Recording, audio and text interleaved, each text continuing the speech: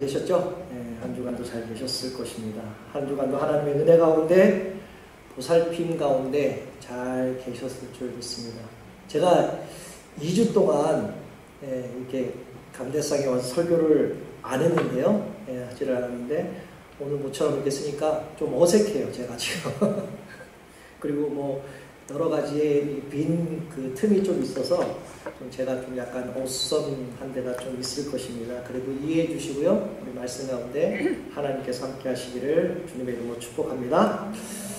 저는 어저께요, 2주를 참 우리가 선교사님을 통해서 말씀의 은혜를 받고 또한 선교사님을 제가 이제 잘 보필하면서 뭐 여기저기 만나는 사람도 많았고 다니는 곳도 몇 군데 있었는데 너무나 제가 좀 피곤했었어요. 피곤했는데 갑자기 이제 LA를 가게 됐습니다.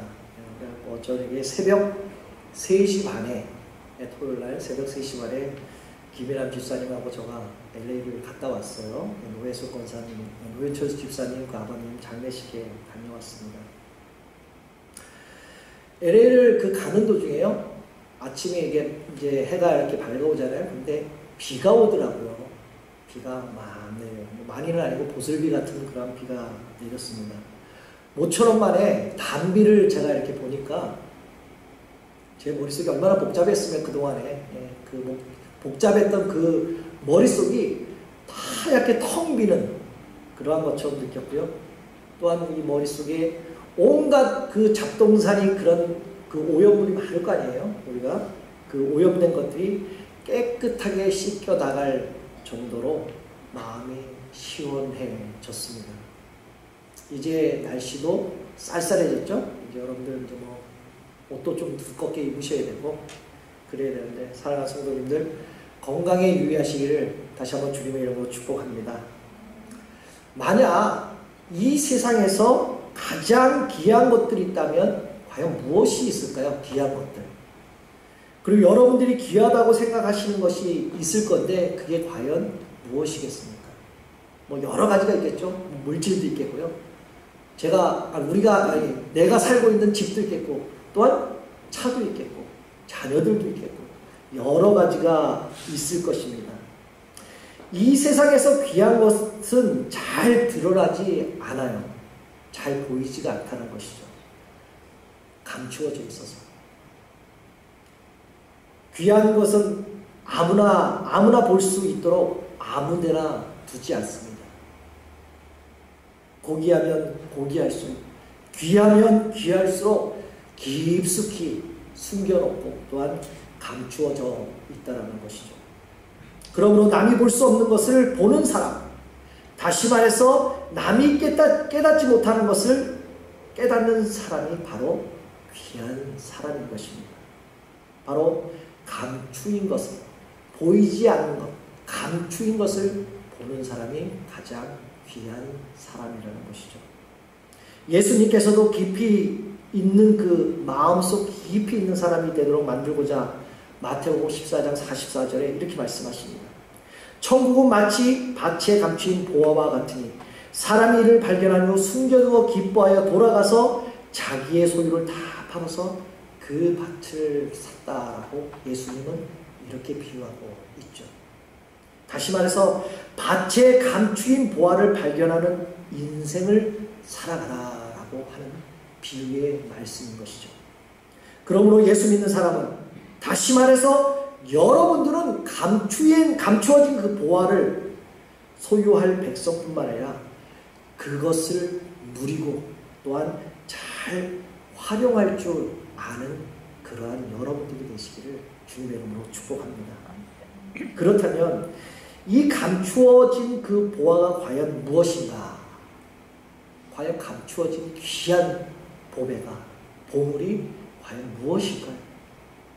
그것은 바로 고난이라는 것이죠. 출애굽기 5장을 보면 바로가 가장 큰 실수한 것 중에 하나가 있는데 그것은 바로 고난의 유익을 무시한 것입니다. 바로는 이스라엘 민족에게 고난을 가하면 가할수록 하나님의 역사가 하나님의 그 강한 보살핌이 멈출 거라고 생각했는데 멈추지 않았죠. 고난은 겉에 겉만 보였지 고난 속에 있는 그 하나님의 파워를 보지 못했다는 것입니다. 출애굽기 5장 19절에서는 심지어 이스라엘 자손마저 이렇게 보았습니다. 이스라엘 자손의 회장들이 너희의 매일 만드는 벽돌을 하나도 감하지 못하리라 함을 듣고 화가 몸에 미친 줄 알고, 바로 고난이 재앙이라는 것을 이스라엘 백성조차도 몰랐다는 것이죠. 점점 학대가 심해지고 고난이 찾아오니까 이스라엘 하나님을 믿는 그 이스라엘 백성들마저 이 지금 현재 있는 고난이 나에게, 우리 민족에게 화가 되었구나라고 생각했던 것입니다. 사랑하는 성도 여러분, 이스라엘 백성이 당한 고난이 그들에게 과연 재앙이었을까요? 아니면 축복이었을까요? 결론부터 말씀드린다면요, 바로 재앙이 아니고 바로 축복이었다는 것이죠. 400년 동안 노예 생활을 하고 종노릇하고 이스라엘 백성들이 출애굽하고 가나안 땅의 자유민이 되고 하나님의 백성이 되는 그 출발점이 과연 어디였겠습니까? 그 출발점, 바로 고난에서부터 처음 출발했다는 것이죠. 그런 의미에서 바라본다면 고난은 바로 감추어진 하나님의 은혜라는 사실입니다. 여러분들 다 하나님을 믿으시죠? 예수님을 믿고. 그 믿는 사람들 중에 어떤 사람들은 예수를 믿으면 고난이 없고, 예수를 믿으면 또한 교회를 잘 나가면 만사 형통할 것이라는 그 신앙에 사로잡혀 있는 분들이 가끔 있습니다. 예수를 믿는데 왜 만사 형통이 안 될까라는 것이죠. 그러나 성경은요 분명히 말합니다. 평탄한 삶이 아니라 시험과 환난을 이기는 하나님의 백성다운 삶이 바로 고난이 아닌 바로 축복의 삶이라고 성경에서는 말씀하고 있는 것이죠. 사랑하는 성도 여러분, 만사 형통만 부르짖는 그 믿음이 부족한 신앙인이 아니라 어떠한 장애와 난간이 있다고 하더라도 그것을 과감하게 이기고 뚫고 나아가서 쟁취하는 강한 그리스도인으로 키워가는 것이 하나님의 강한 목표라는 것입니다. 여러분은 지금까지 인생을 살면서 하나님께 대한 그 깊은 감사를 언제 하셨습니까? 언제 느껴봤습니까? 바로 역경을 극복할 때 아니었습니까? 바로 고난을 극복할 때 하나님의 은혜가 바로 나에게 임했다라고 여러분들 고백하고 또한 감사하지 않으셨습니까? 견디기 힘든 고난과 시험을 이겨냈을 때 하나님께서 나를 도우셨구나라는 그러한 감사를 아마 하셨을 것입니다. 진정한 감사는 우리가 어려움을 당해보고 그 깊은 어려움에서 벗어난 경험이 있어야만 생겨나는 것입니다. 다시 말해서 어려움의 위기를 극복한 경험이 있는 사람만이 진정한 감사를 할 수 있다는 것이죠. 오늘 본문에 나오는 에돔이 그랬습니다. 오늘 본문 오바댜, 아마도 이 본문이 생소한 그 본문인 분도 아마 계실 거예요. 구약 성경에 있죠. 오늘 본문은 오바댜는 소선지자에 속한 그 성경이고요, 책이고요. 오바댜는 단 한 장으로 이루어졌습니다. 단 1장, 그리고 21절 그 작은 구절로 이루어져 있습니다. 구약 성경에서 가장 짧은 성경 말씀이죠. 여러분들 다 성경 통독을 하셨죠? 네, 하셨으면 알겠지만 가장 짧은 장, 1장만 되어 있는 그러한 책입니다. 그러나 이 장수가 짧다고, 이 책의 부피가 짧다고 해서 그 하나님의 그 말씀, 하나님이 강하시는 말씀 그 중요성이 작아지고 감소되지는 않다는 것이죠. 그 짧은 장에서도 하나님의 역사가 분명히 강하다는 사실입니다. 아울러 오베다는 에돔을 치기 위해서 하나님이 그 사제를 열국 중에 보내신다는 말씀으로 시작하고 있습니다. 오바다의 뜻은요, 히브리어로 여호와의 종이라는 뜻을 담고 있습니다. 하나님은 오바다 선지자의 입을 통해서 에돔을 심판하시고 이스라엘의 영광을 회복시켜 주실 것을 분명히 말씀하고 있습니다. 다시 말해서 악인이 겉으로 보기에는 번창한 것 같고 장성한 것 같지만은 하나님의 공의가 살아있기 때문에 악인은 반드시 심판받게 된다는 것을 하나님은 분명히 선포하고 있습니다. 또한 하나님께서 택한 그 백성인 이스라엘을 향한 하나님의 회복 또한 선포되고 있는 말씀이죠. 오바다 선지자는 하나님과 이스라엘을 대항하는 그 범죄한 그 에돔을 정죄하기 위해 하나님께서 사용하신 선지자입니다. 오늘 본문에 나오는 에돔 사람들은 과연 누구일까요? 에돔 사람들. 바로 에서의 후손인 것이죠. 그럼 이스라엘 백성은 어느 후손일까요? 에서의 쌍둥이 동생, 바로 야곱의 후손입니다.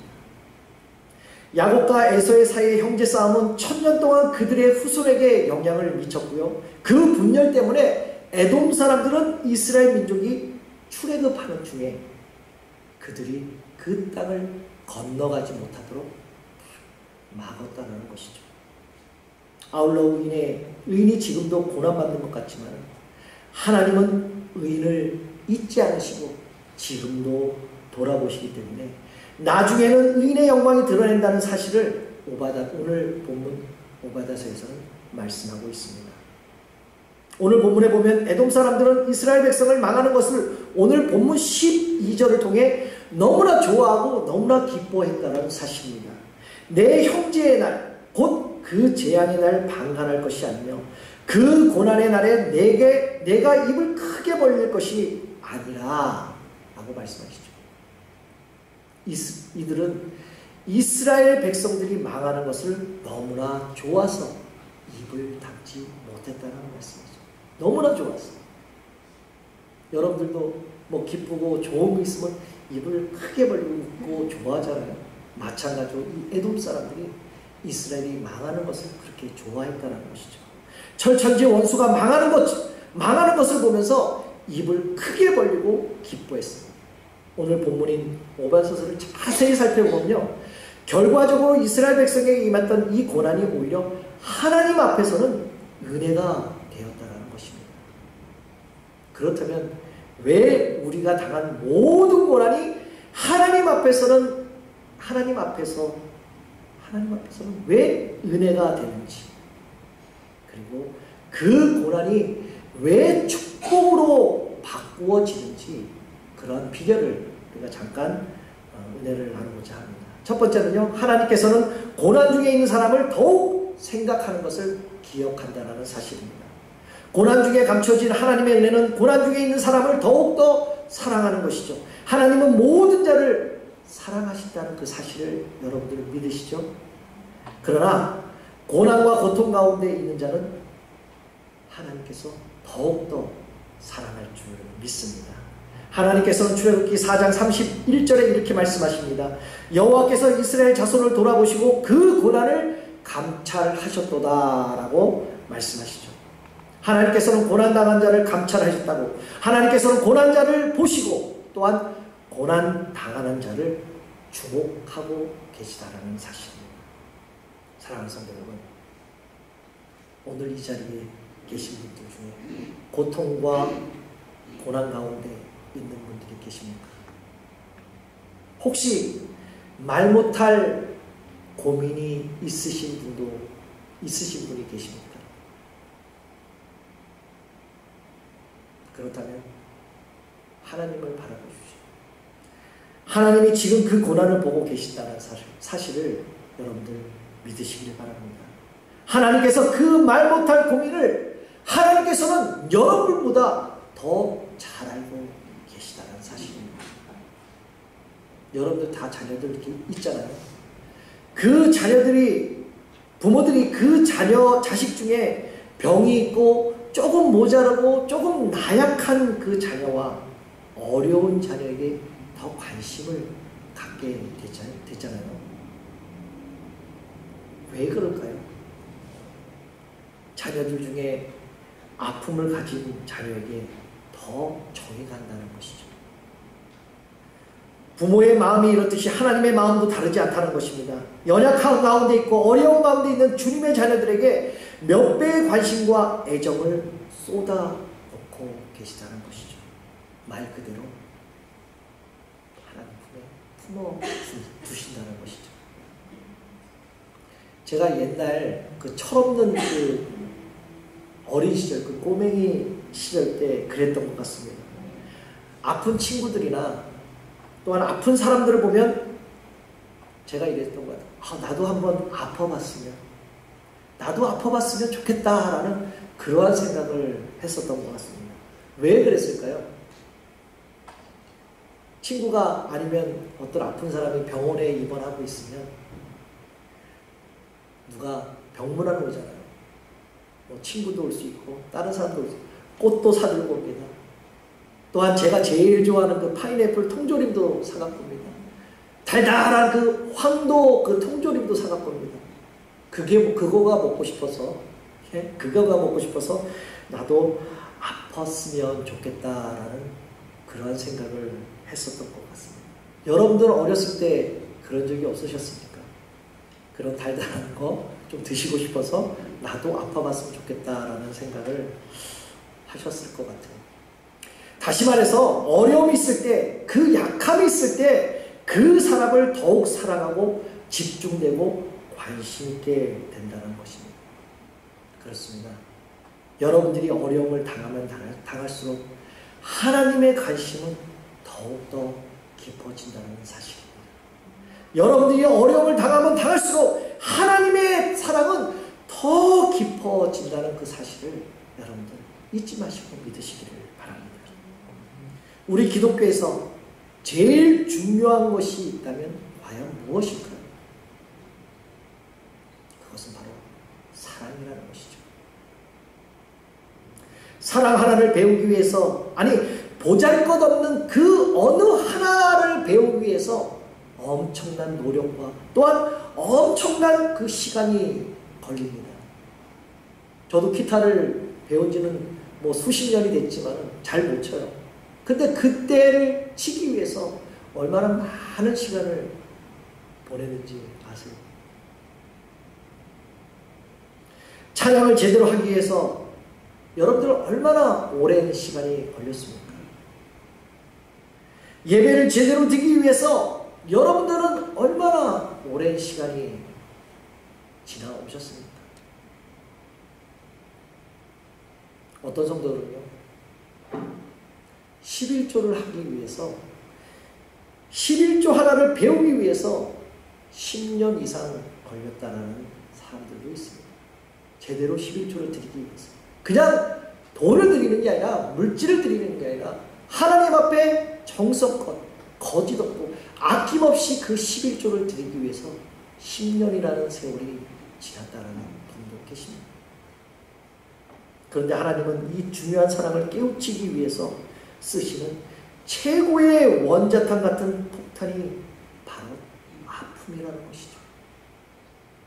이런 것을 사용하기 위해서, 이런 것을 주기 위해서 바로 고난과 아픔을 준다는 사실입니다. 그러므로 고난받고 아픔이 있는 사람이 사랑할 수 있는 그릇으로 변화가 될 수 있습니다. 과거에 하나님 앞에 쓰임받는 사람들을 한번 특권을 한번 보십시오. 성경에 나오는 그 인물들을 한번 보십시오. 그냥 바로 위대한 사람이 되었습니까? 아닙니다. 바로 하나같이 아픔이 있고 하나같이 고난당하고 있었던 사람들이 바로 하나님께 특권을 받고 하나님께 잘 쓰임받았다는 사람들입니다. 바로 그 고난을, 바로 그 고통을 통과하면 그 사람은 하나님이 쓰시는 그 사람으로 변화된다는 사실입니다.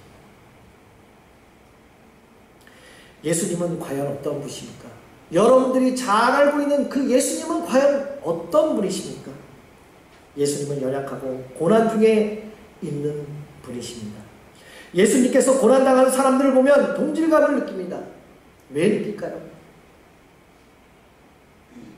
바로 예수님께서 모든 아픔을 경험했기 때문에, 모든 아픔을 알았기 때문에 그 고난 당하는 사람을 보면 동질감을 느낀다는 것이죠.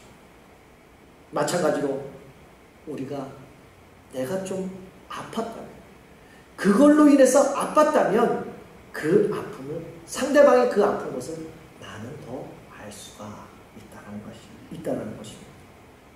아마도 예수님의 가슴을 만약에 바라본다면 아마 시퍼런 멍이 들지 않았을까요? 왜요? 우리가 너무 아프게 하기 때문에. 그리고 십자가의 고난을 당하셨습니다. 예수님은 이 모든 고통을 당하시고 주의 백성에게 특히 고난 당한 자들에게 사명을 주셨다는 것이죠. 그 사명이 무엇입니까?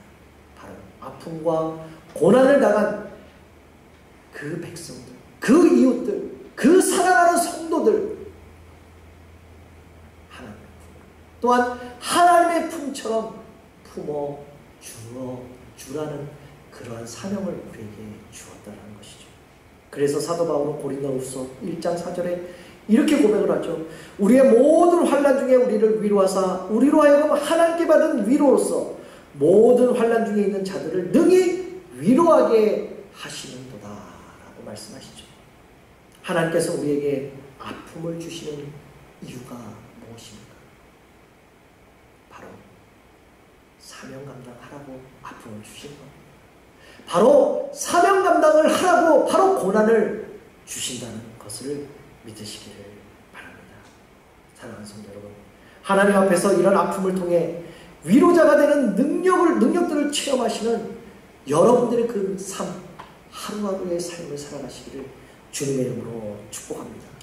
두 번째 고난은요, 하나님의 백성을 강성하게 만들어 간다라는 것입니다. 하나님은 고난을 통해 하나님의 백성을 강하게 만드십니다. 여러분들, 예수를 믿으면 평탄한 길로 걸어간다고 생각하십니까? 예수만 잘 믿으면 그렇지 않잖아요. 여러분들 삶을 보면 오히려 예수를 잘 믿으면 믿을수록 고난과 고통이 나에게 동학하고, 옛날에 신경 쓰지 않고 옛날에 신경 쓰지도 않았던 것들이 계속 떠오르면서 그 문제로 통해서 더 강한 싸움이 되고 있지 않습니까? 그렇지만 그 현실을 바라볼 것이 아니라 바로 하나님을 바라보는 것이 우리에게는 필요하다는 것이죠. 하나님의 진리는 우리에게 닥쳐오는 모든 고난을 감수하고 극복할 때 더욱더 강건해진다는 사실입니다. 사도행전 16장을 보면요, 바울과 실라가 감옥에 갇혔습니다. 감옥에 갇혔을 때 가장 큰 소리를 친 사람이 과연 누구입니까? 바울입니까? 실라입니까? 아니잖아요. 바로 감옥을 지키는 교도관들이었어요. 그렇게 떡떡거리는 교도관들이 바울과 실라가 찬양함으로써 옥문이 열리지 않았습니까? 어떻게 되었습니까? 제일 먼저 바울과 실라 앞에 무릎을 꿇게 되었잖아요. 세상 사람들은 하나님 앞에서 찬송할 때 분명히 무릎 꿇게 되어 있습니다. 세 번째 고난은 하나님을 찾게 만드는 것을 기억해야 됩니다. 고난 속에 감춰있는 중요한 사실은 우리가 어려운 가운데 처해 있을 때 반드시 하나님을 찾는다는 것입니다. 오늘 본문 1장 14절에 이렇게 말씀하고 있죠. 고난의 날에 그 남는 자를 대적에게 붙이지 않을 것이니라 라고 말씀하시죠. 이 말씀은 결국 고난을 당하는 자는 하나님을 찾는다라고 말씀하는 것이죠. 세상 가운데 모든 것이 중요하다고 할지라도 하나님을 알지 못하면 재앙이 될 수 있다는 것입니다.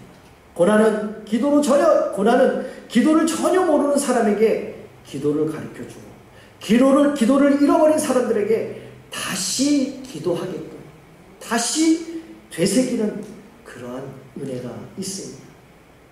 그리고 고난에 머물르는 것이 아니라 바로 축복으로 바뀌어진다는 사실을 믿으시기 바랍니다. 고난 중에 있는 모든 것이 문제가 아니라 기도하지 않는 것이 문제라는 것이, 그 고난 중에 있는 모든 사람들이 만약에 기도한다면 분명한 새로운 길을 발견하게 되는 것입니다.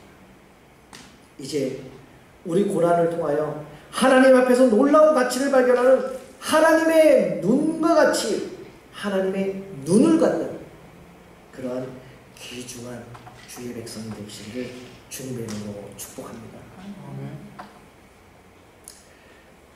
고난이, 오늘 제목이 뭐죠?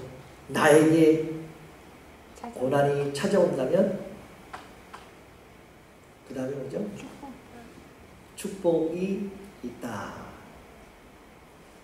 나에게 고난이 찾아온다면 바로 그 고난은 축복이라는 것입니다.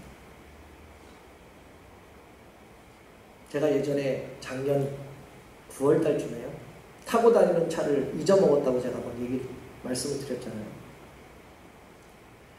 뭐 다시 그 전차를 다 얘기하지는 못하겠지만 그 차를 잊어버리고 나니까 저한테는 엄청난 고난이었어요.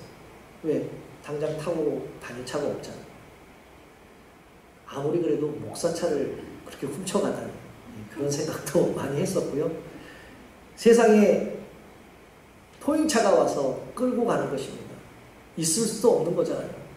네, 그러한 것들이, 그러한 고난이 저한테는 있었어요. 그런데 2주가 지나다 보니까 보험회사를 통해서 보상을 해준, 그 차를 보상해 준다는 연락을 받았어요. 그런데 그 차보다, 그 차의 밸류보다 더 큰 보상을 제가 받았어요. 마찬가지로 지금 현재는 차를 잊어먹어서 고난을 당했지만, 좀 고통스럽고 좀 힘들고 어려웠지만 분명히 하나님께서는 더 큰 것으로 보상해 주었다는 것입니다. 여러분들 지금 고난을 당하고 계십니까? 고난 속에 머물고 계십니까? 그러면 그 고난을 이기시기를 바랍니다. 그 고난 속에서 다시 하나님이 주시는, 하나님께서 허락하시는 그 축복을 발견하시기를 주님의 이름으로 축복합니다. 믿는 성도들에게서는요, 그 고난을 통해서 손해보는 경우가 참 많이 있습니다. 그러나 당장 손해를 보겠지만은 나중에는 그 손해가 이익으로 만들어 준다는 사실입니다. 예수를 믿는 사람들은 고난을 당해서 손해보는 경우가 단 한 번도 없습니다. 당장은 손해볼지라도 나중은 큰 축복, 큰 이익으로 돌아온다는 사실입니다. 사랑하는 성도 여러분, 어떠한 고난 속에 있을지라도 하나님의 축복을 누릴 수 있는 하나님의 축복된 그러한 주님의 백성이 되기를 주님의 이름으로 축복합니다. 이제 고난이 오면요, 그 고난을 바라보지 마시고 하늘을 바라보시기 바랍니다. 그 고난을 바라보지 말고 바로 하나님을 바라보시기 바랍니다. 그 고난이 올 때 그 고난을 바라보지 마시고 십자가를 붙드시기를 주님의 이름으로 축복합니다. 이번 한 주간 어떠한 고난이 있어도 그 고난은 나에게 찾아온 축복이라고 믿으시고 그 고난을 이기시는 여러분들 되시길 소망하고요, 모든 삶에 주관하시는 하나님을 더욱 쉽게 의지하게 됨으로써 매일매일 고난의 삶의 현장에서 승리의 개가를, 승리의 찬송을 힘차게 부를 수 있는 사랑하는 성도님들 되시기를 예수 그리스도의 이름으로 축복합니다. 기도하겠습니다.